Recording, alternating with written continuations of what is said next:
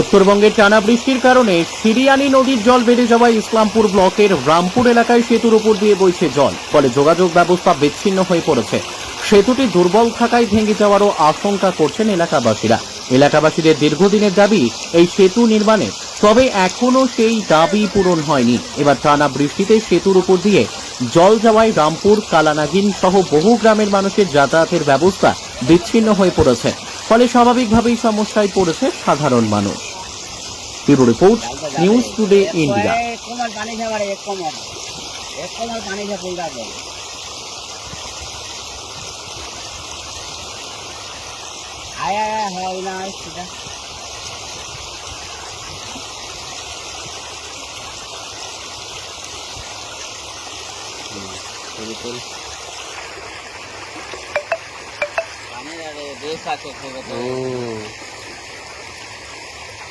অনেক আছে এখানকার যে মন্ত্রীগুলো আছে, প্রধান মেম্বার, সে কিছু করতে পারেনি। আর আমাদের সমস্যা দিন দিন বাড়ে যায়।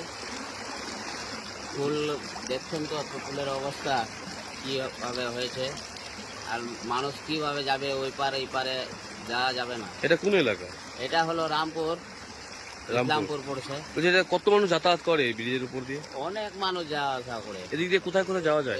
এদিক দিয়ে যাওয়া যায় ইসলামপুর, রামগঞ্জ, আর এদিকে চলে যায় শাহপুর, কিষানগঞ্জ। এদিকে তো স্কুলও আছে ওই পারে। হ্যাঁ, ওই পারে তো স্কুলও আছে, ওই পারে পঞ্চায়েতও আছে।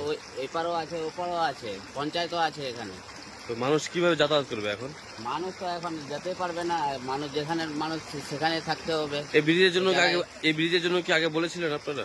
আগে অনেকবার বলেছে তো ব্রিজ তো পাস হয়েছে তো কাজ শুরু হয়নি। তো কাজ কখন শুরু হবে?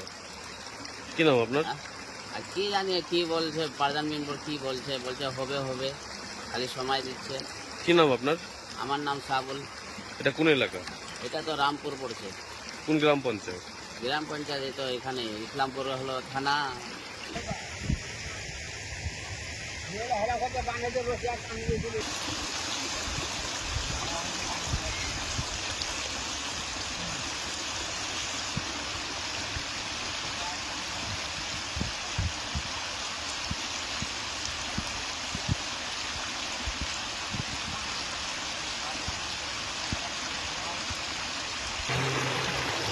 এই যে একটা ফটো তুলে হবে, আরো ভিতরে